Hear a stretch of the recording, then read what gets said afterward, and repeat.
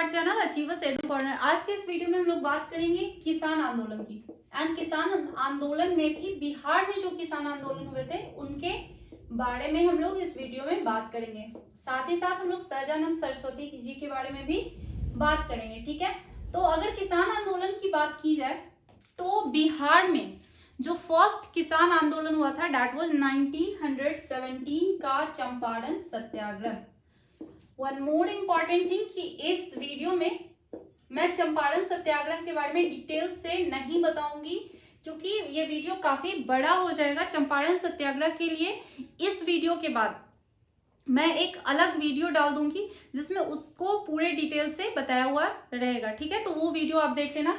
यहाँ पे बस सिंबॉलिक मैं बता दे रही हूँ थोड़ा सा कि किस तरीके से यहाँ पे क्या कुछ हुआ है। ठीक है, तो अगर बिहार में किसान आंदोलन की बात की जाए या फिर इसके बारे में देखा जाए तो 1917 का चंपारण सत्याग्रह, आफ्टर दैट 1919 में जो दरभंगा महाराज हैं उनके विरुद्ध जो किसानों का विद्रोह हुआ था माल गुजारी को लेके, उसके बारे में। तो दरभंगा महाराज के विरुद्ध आंदोलन। ठीक है,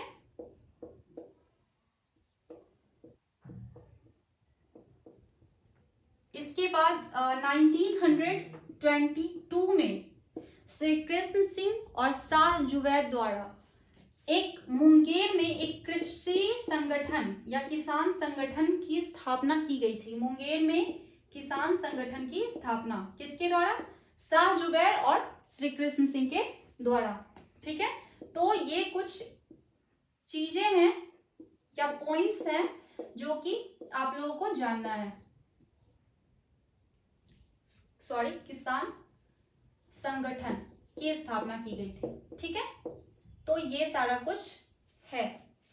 इसके अलावा अगर हम लोग बात करें कि इंडिया के अदर पार्ट्स में, तो उस समय पावना में जो किसानों का विद्रोह हुआ था, इसके अलावा बंगाल में जो नील्हे किसान थे उनके थ्रू जो विद्रोह किया गया था, ये सब कुछ इंपॉर्टेंट विद्रोह थे इस पीरियड के किसानों के। ठीक है, अब हम लोग बात करें कि ये जो किसान थे आखिर इनके साथ ऐसी क्या समस्याएं थी कि ये विद्रोह पे उतारू हो गए थे, ये विद्रोह करने लगे थे। तो ब्रिटिश पॉलिसीज जो थे, जो ब्रिटिश नीतियां थी, वो कुछ ऐसी थी कि ना सिर्फ किसान बल्कि समाज के हर एक वर्ग को किसी न किसी तरीके से असंतुष्ट किए हुए था। ठीक है, तो अगर हम इस चीज को देखें तो रीजन्स में जो भी किसान आंदोलन यहाँ पे हुए हैं उनके रीजन्स में कहीं ना कहीं सेम थिंग्स रिस्पॉन्सिबल थे, जिसमें फर्स्ट तो था भू राजस्व व्यवस्था। मींस ब्रिटिशर्स की जो भू राजस्व व्यवस्था थी वो कुछ इस टाइप की थी कि जिसमें किसान जो थे वो असंतुष्ट होते जा रहे थे। Means production was so less and the tax rate was so high that they were not able to pay that. ठीक है, यहाँ पे भू राजस्व व्यवस्था में आप लोगों ने 1793 में कार्नवालिस की स्थायी बंदोबस्त नीति के बारे में पढ़ा होगा। इसके अलावा यहाँ पे भू राजस्व व्यवस्था के अलावा जो सेकंड था वो था जमींदारों के स्तर पे शोषण। जमींदारों के स्तर पे शोषण जो होता था वो कुछ उसका रीजन ये था कि जो जमींदार थे उनको टैक्स कलेक्शन का राइट दिया गया था और वो मैक्सिमम प्रॉफिट को सोचते हुए, एक तो टैक्स का जो रेट था वो काफी ज्यादा हाई था एंड उसके ऊपर बहुत ज्यादा प्रॉफिट हो, इसको सोचते हुए जमींदार उस रेट को और भी ज्यादा इंक्रीज कर देते थे, जो कि किसी भी तरीके से किसान के थ्रू एक्सेप्टेबल नहीं था। तो दिस वाज द रीजन। उसके अलावा अगर हम लोग थर्ड रीजन की बात करें तो कृषि जो था उसका वाणिज्यीकरण कर दिया गया था। तो कृषि का वाणिज्यीकरण होता क्या है? मींस ये जो किसान थे इनको प्रेशराइज करके cash crops like cotton, Indigo, means जो जूट होता है वो आपका कपास हो गया या फिर नील हो गया, इन सब चीजों की खेती की कृषि के लिए, इन सब चीजों की खेती के लिए इन लोगों को प्रेशराइज किया जाता था, दबाव बनाया जाता था। और इसके साथ साथ ये जो कैश क्रॉप्स है उसमें इंडिगो जो है, आप जानते हो कि उसको एक बार अगर लैंड पे उसका कल्टीवेशन किया जाए, आफ्टर दैट उस लैंड की फर्टिलिटी धीरे धीरे कम होने लगती है। इसके बाद भी टैक्स का जो रेट था वो काफी ज्यादा था। इसके साथ साथ कुछ अदर रीजन्स भी थे यहाँ पे, जिसमें हम लोग बात करें सबसे पहले तो कि जो इनका जो उत्पाद होता था, मीन्स कृषि उत्पाद जो होते थे, यहाँ का जो भी हस्तशिल्प था, इंडिया का जो हस्तशिल्प था, उनको रॉ मटेरियल जब भी खरीदना होता था तो वो छोटे किसानों से खरीदते थे, क्योंकि वो इजियर होता था। छोटे किसानों से वो रॉ मटेरियल खरीदते थे, वो अपने प्रोडक्ट्स तैयार करते थे। लेकिन यहाँ हुआ क्या, हस्तशिल्प का ह्रास हो गया, हस्तशिल्प का पतन हो गया, क्योंकि ब्रिटिशर्स जो है वो इंग्लैंड में प्रिपेयर्ड जो सामान है उसको यहाँ पे मार्केट के जैसा मीन्स इंडिया को उन्होंने मार्केट बना रखा है, जहाँ पे वो अपने प्रोडक्ट्स को सेल करते थे, बेचते थे। इस तरीके से जो हस्तशिल्प था उसका पतन हो चुका था, और हस्तशिल्प के पतन के कारण जो इन छोटे किसानों के साथ इन लोगों का जो कॉम्बिनेशन था, ये उनसे लेते थे सामान, उनका भी सामान आसानी से बिक जाता था और इन लोगों को भी आसानी से रॉ मटेरियल मिल जाता था। ये चीज खत्म हो गया, तो ये भी एक रीजन था किसान आंदोलन को लेके, ठीक है। इसके अलावा और क्या रीजन थे, अकाल के समय, अकाल जब भी होता था, ड्राउट वगैरह का जो सिचुएशन होता था, तो अकाल के समय जो ब्रिटिशर्स होते थे वो किसी भी तरीके का कोई रियायत नहीं देते थे, ठीक है। तो अकाल के समय की जो ब्रिटिश नीतियां थी वो काफी ज्यादा एक्सप्लॉइट कर रही थी किसानों को, ठीक है, इंडियन किसानों को। यहाँ पे अगर हम लोग देखें अकाल के समय की स्थिति, तो प्रोडक्शन तो होगा नहीं, प्रोडक्शन तो टोटली खत्म है, ठीक है, बिकॉज अकाल का सिचुएशन है ना। तो उसके बाद भी टैक्सेशन जो है वो रुक नहीं रहा है, टैक्स तो लेना ही लेना है, ठीक है। तो ये सारी जो चीजें थी उन्होंने किसान को इतना ज्यादा डिससेटिस्फाई कर दिया था, असंतुष्ट कर दिया था कि अब किसानों का जो विद्रोह है उसको रोक पाना काफी मुश्किल था। और अलग अलग समय में अलग अलग जगहों पे ये किसान आंदोलन देखे गए। हालांकि एक चीज मैं आपको क्लियर कर देती हूँ कि यहाँ पे जो किसान आंदोलन का जो स्वरूप है वो अलग अलग क्षेत्रों में अलग अलग टाइप का देखने को मिलता है। Reason, what was the reason behind it, तो है क्या यहाँ पे, देखो आप यहीं से देखो, भू राजस्व व्यवस्था को लेके जो किसान परेशान थे वो ब्रिटिशर्स के विरुद्ध आवाज उठा रहे थे।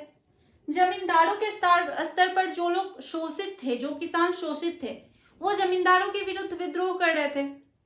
मींस जिन किसानों को जो रीजन पता है या फिर जो रीजन वो समझ पा रहे हैं उसको लेके वो विद्रोह कर रहे थे, और इसलिए अलग अलग जगहों पे विद्रोह का जो स्वरूप था वो अलग अलग था, ठीक है। तो इस चीज को एक एक करके अभी हम लोग देखेंगे कि किस तरीके से बिहार में विद्रोह का प्रसार होता है। यहां तक आई होप कि आप समझ गए होंगे। तो चलो हम लोग देखते हैं।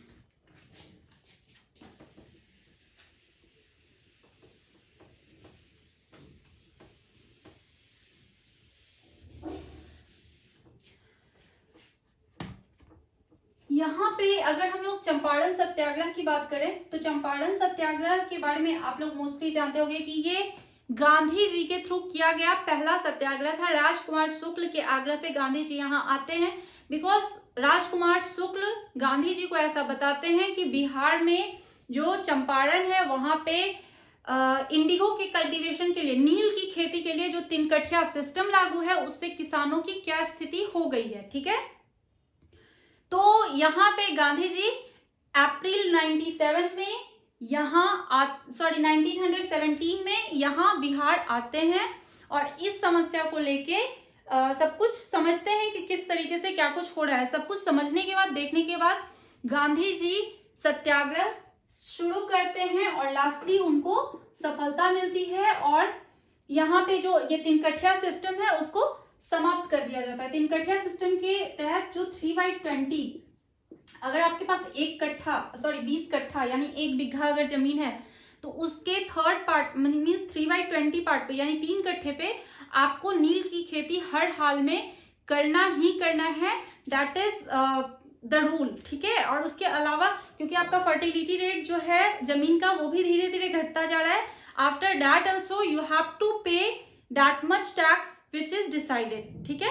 तो ये प्रॉब्लम था वहां पे, गांधी जी ने सत्याग्रह किया, ये प्रॉब्लम सॉल्व हुआ।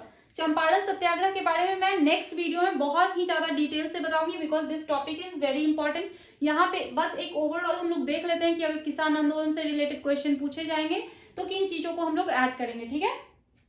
अगर 1919 की बात की जाए तो यहाँ पे कार्यानंद शर्मा, ठीक है, कार्यानंद शर्मा ये एक लीडर है।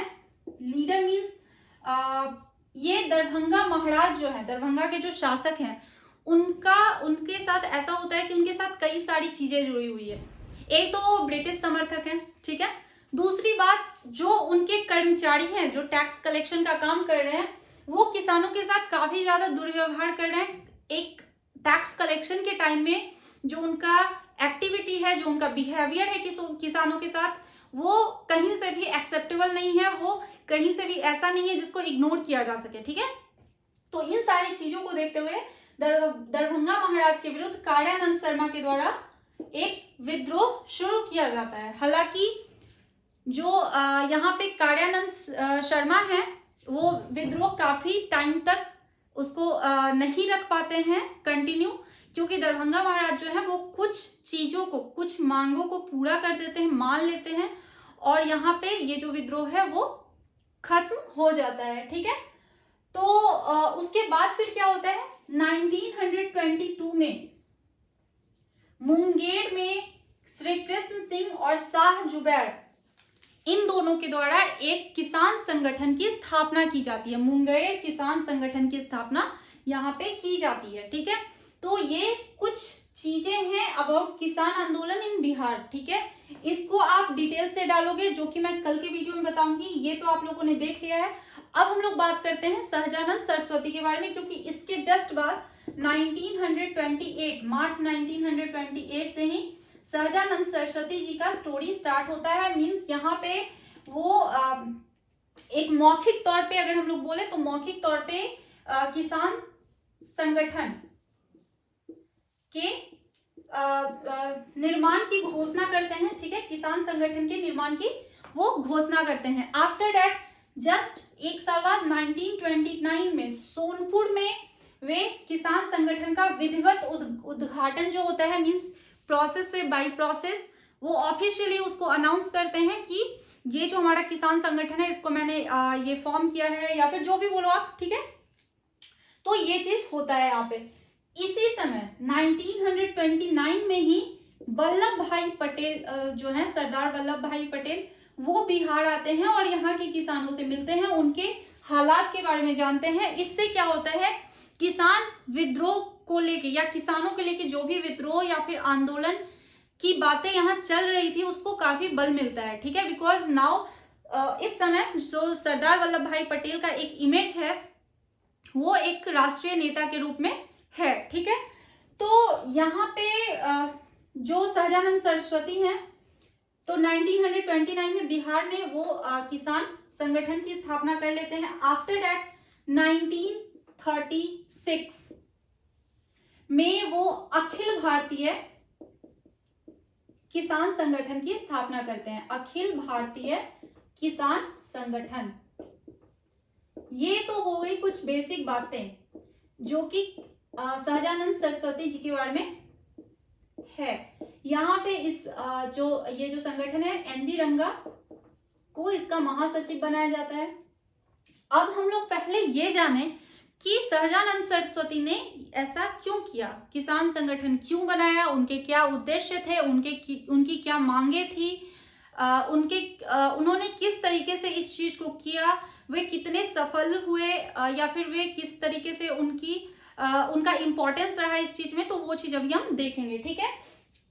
अगर हम लोग सहजानंद सरस्वती की बात करें तो यहाँ पे अखिल भारतीय किसान संगठन की स्थापना के बाद उनके जो उद्देश्य हैं वो खुलकर सामने आते हैं, और इस उद्देश्य में या फिर इस मांग में क्या क्या कुछ शामिल है वो हम अगर देखें तो सबसे पहले तो उनका ये डिमांड था कि भाई आपका जो माल गुजारी है उसके रेट को आप कम करो, क्योंकि ये बहुत ज्यादा है, ठीक है, और ये किसानों के थ्रू अफोर्डेबल नहीं है।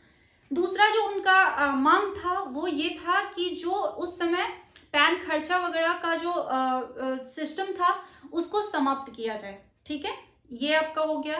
एंड उसके अलावा वो ऐसा चाहते थे, एक उनका उद्देश्य ये भी था कि जो किसान है उनको अखिल भारतीय स्तर पे एक संगठन के रूप में, वो एक सशक्त संगठन के रूप में बना सके, ठीक है, ला सके, किसानों को मुख्य धारा से वी कैन से कि जोड़ सके, ठीक है। ये सारा कुछ पर्पस था सहजानंद सरस्वती जी के किसान संगठन के गठन के पीछे, ठीक है। इसके बाद होता क्या है कि जो इस समय जो चुनाव होता है, ठीक है, इस समय जो जनरल इलेक्शन होता है, यू नो कि कांग्रेस को उसमें बहुमत मिलता है, ठीक है। कांग्रेस के बहुमत से जो सरकार बनती है, सहजानंद सरस्वती जी सरकार बनने के टाइम में या फिर इलेक्शन के टाइम में कांग्रेस का समर्थन करते हैं, ठीक है।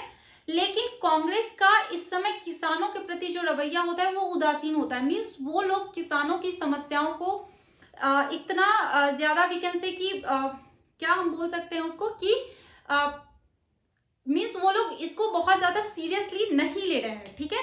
वो इसको बहुत छोटे प्रॉब्लम के रूप में देख रहे हैं, ठीक है।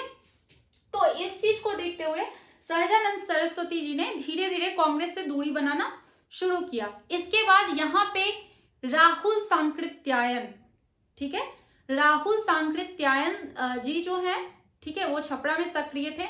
उनके प्रभाव में किसान संगठन आता है और यहाँ पे किसान संगठन का जो झुकाव है वो वामपंथ यानी लेफ्टिज्म की ओर होता है, ठीक है।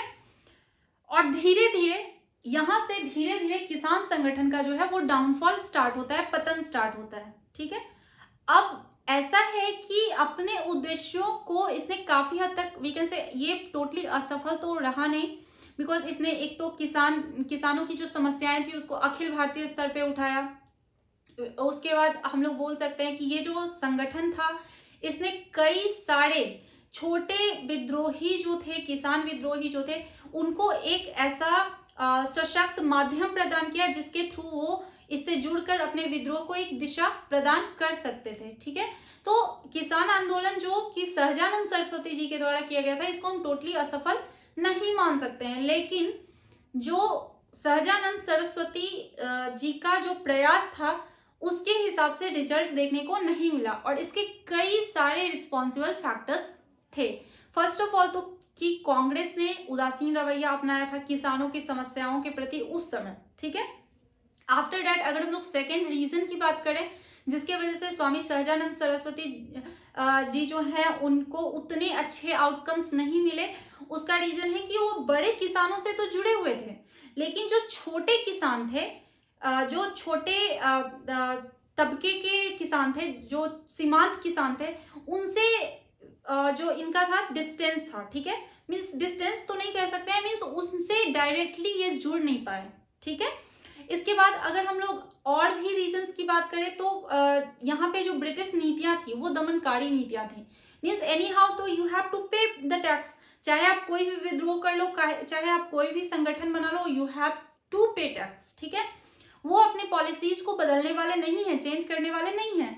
तो इन सारे रीजंस को देखते हुए और लास्टली जो वामपंथ की ओर इनका झुकाव हुआ, संगठन का जो झुकाव वामपंथ की ओर हुआ, ये भी एक रीजन बना इसका, इस संगठन की असफलता के पीछे, ठीक है। तो ये सारे कुछ ऐसे पॉइंट्स थे, फैक्ट्स थे विच इज अबाउट किसान आंदोलन इन बिहार, ठीक है।